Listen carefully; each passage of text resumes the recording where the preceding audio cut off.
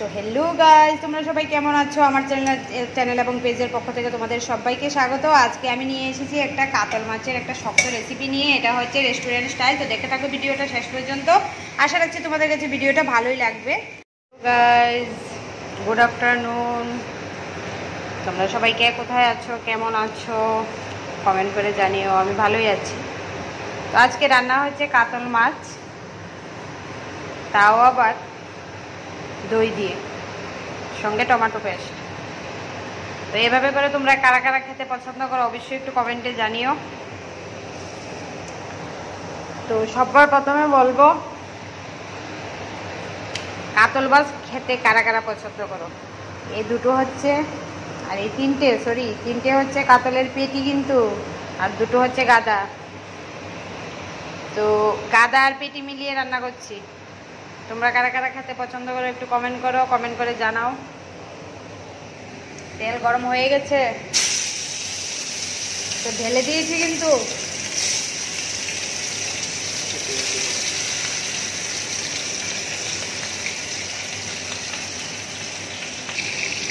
তো দেখো, কড়াতে দেওয়া মাত্র কিন্তু চটচট পটপট করে উঠছে।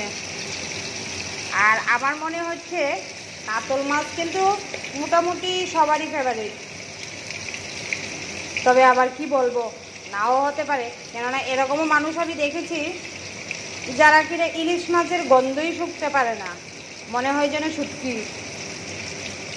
তো জানি না, তোমাদের মধ্যেও কেউ কেউ হয়তো বা থাকতে পারে যে কাতল মাছ খেতে বেশি একটা পছন্দ করে না। আমার কিন্তু খুবই ফেভারিট, তোমরা যাই বলো না কেন। আর এটা আজকে বানাচ্ছি অল্প একটু দই, আর এই যে টমেটো কুচি, পেঁয়াজ কুচি, লঙ্কা, আদা, 2 কোয়া রসুন, তারপর দিয়েছি, হ্যাঁ বাস, আর পেঁয়াজ কুচি। সব কিছু একটু হালকা তেলে একটু ফ্রাই করে নেব, তারপর পেস্ট করে নেব আর কি, আর সঙ্গে একটু দই দেবো। তো আমার ভিডিওটা ভালো লেগে থাকলে অবশ্যই লাইক কমেন্ট শেয়ার বেশি বেশি করে দিও কিন্তু। জানি না কে কোথা থেকে দেখছো, তাও অবশ্যই কমেন্ট করে জানিও। তো এই যে আমার মশলা কিন্তু ভাজা হয়ে গেছে, একটু মানে ইয়ে করে নিয়েছি। এখন খুব সুন্দর একটা স্মেল বেরিয়েছে। এখন এটাকে মিক্সিং জারে দিয়ে দিচ্ছি। তো দেখো, স্মুথ পেস্ট রেডি হয়ে গেছে কিন্তু। এদিকে মাছগুলিকেও লাল লাল করে ভেজে নিয়েছি। এখন ফ্রাই প্যানে দিয়ে দিয়েছি তেল, অল্প একটু, বেশি তেল ইউজ করব না, কারণ তোমাদেরকে মিথ্যে কথা নয় কিন্তু, এই যে তেলগুলো উঠিয়ে রেখে দিয়েছি। তো দিয়ে দিয়েছি তেজপাতা, এখন দিয়ে দেবো একটু কারি পাতা। এই যে এই কারি পাতাটা কিন্তু আমার গাছের। তো দিয়ে দিলাম কারি পাতা, আর তারপর দিয়ে দেবো একটু পেঁয়াজ কুচি, এই যে কুচিয়ে রেখেছিলাম পেঁয়াজ, অল্প একটু পেঁয়াজ কুচি দিয়ে দেব।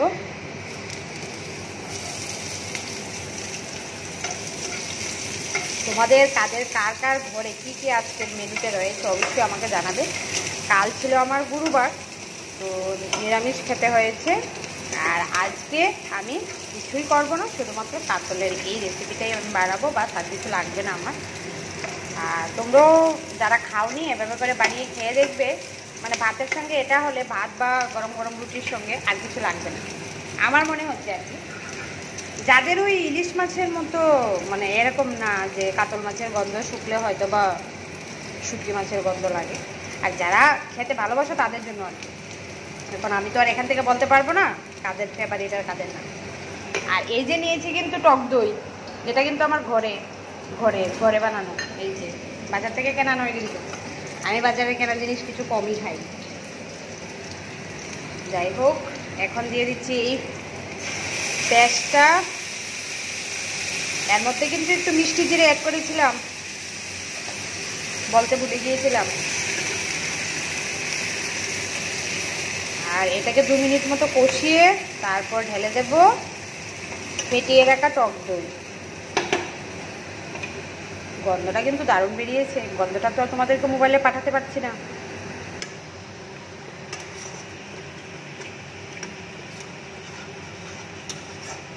তো 2 মিনিট মতো কষানো হয়ে গেছে, এখন দিয়ে দিচ্ছি এই যে ফেটিয়ে রাখা টক দই।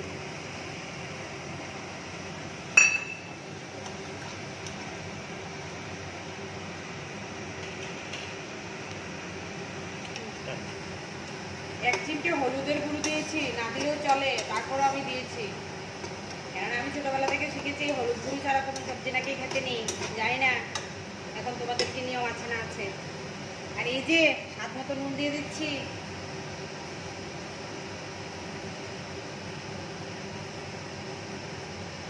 নুনটা দিয়ে দিলাম, তোমরা চাইলে একটু চিনিও দিতে পারো, আমি এক চিমটে দিয়ে দিয়েছি। আর যদি না চাও তাহলে স্কিপ করতে পারো, কোনো অসুবিধে নেই, অপশনাল পুরোটাই। এটাকে এখন আরো 2-3 মিনিট মতো কষিয়ে নিয়ে তারপর দিয়ে দিচ্ছি একটুখানি ঝোল। এদিকে আমি মাছগুলিও দিয়ে দিচ্ছি, কেন জানো? কারণ মাছের ভেতরে সম্পূর্ণটা মশলা কিন্তু ঢুকবে ভালো করে।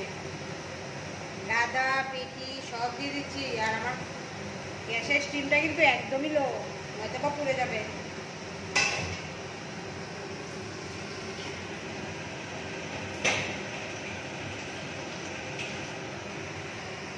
এখন এই যে রেস্টুরেন্টের মতো স্টাইল, তো তারপর কি করতে হবে, একটু ঢাকা দিয়ে দিতে হবে। তাও আবার এই ছেনিটা আমি খুন্তিটা ভেতরে রাখছি, ছেনি বলো আর খুন্তি বলো। বাস এইভাবে 2-3 মিনিট, তারপর আবার চলে আসছি। কিন্তু হয়ে গেছে, আবার চলে আসলাম। তো সুন্দর করে মাছের ভেতরেও মশলাগুলি কিন্তু ঢুকে গেছে যতটুকু ঢোকার। তো যাই হোক, এখন দিয়ে দেবো অল্প একটু পরিমাণে জল, অপশনাল কিন্তু, দিলেও দিতে পারো, না দিলেও চলে। আমার তো চলবে না ভাই, যার জন্য আমি একটু দিলাম, কারণ আমি আবার শুকনো শুকনো খেতে পারি না, আমার গলা আবার বন্ধ হয়ে যায়, তো যার জন্য একটু দিয়ে দিলাম আর কি। তো এখন এটাকে মিডিয়াম আঁচে রান্না করতে হবে 2 থেকে 3 মিনিট। তারপর দিয়ে দেবো ধনেপাতা কুচি। তো ঠিক আছে, 3 মিনিট পর কিন্তু আমি আবার আসছি, তোমরা কিন্তু কোথাও যেও না বন্ধুরা। এই যে হয়ে গেল কিন্তু কমপ্লিট, তো বন্ধ করে দিলাম। আর এই যে হাতে নিয়েছি একটু কাসুরি মেথি, এটাকে হাত দিয়ে একটু স্ম্যাশ করে তারপর দিয়ে দিলাম। আর দিয়ে দিচ্ছি একটু এই যে ধনেপাতা কুচি। বাস রেস্টুরেন্ট স্টাইল হয়ে গেল কাতল মাছের একটা রেসিপি। তো লাইক কমেন্ট শেয়ার করতে ভুলো না কিন্তু, বেশি বেশি করে লাইক কমেন্ট শেয়ার করে দিও। আর আর কি বলবো, ভিডিওটা ভালো লেগে থাকলে বেশি বেশি করে লাইক কমেন্ট শেয়ার করার অনুরোধ রইল। আর তোমাদের লাইক কমেন্ট শেয়ার সঙ্গে মানে সাপোর্ট পেলে আমি অবশ্যই আরও নতুন নতুন রেসিপি, নতুন নতুন একদম ইজি রেসিপি তোমাদের সামনে খুব তাড়াতাড়ি নিয়ে চলে আসবো। ততক্ষণ পর্যন্ত তোমরা ভালো থাকো, নেক্সট ভিডিওতে তোমাদের সঙ্গে অবশ্যই দেখা হচ্ছে।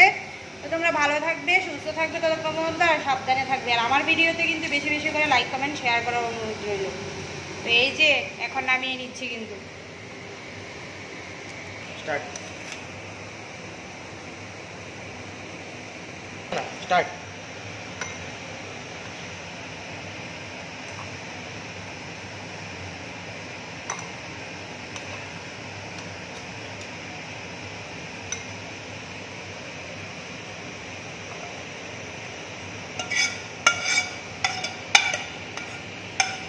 এভাবে করে বানিয়ে শ্বশুর বাড়িতে যারা আছো বা ব্যাচেলার তারা সবাইকে চমকিয়ে দাও, আর খেয়ে দেখবে একদম দুর্দান্ত একটা রেসিপি। এভাবে করে বানালে না ভাতের সঙ্গে বা রুটির সঙ্গে আর কিছুই লাগবে না কিন্তু।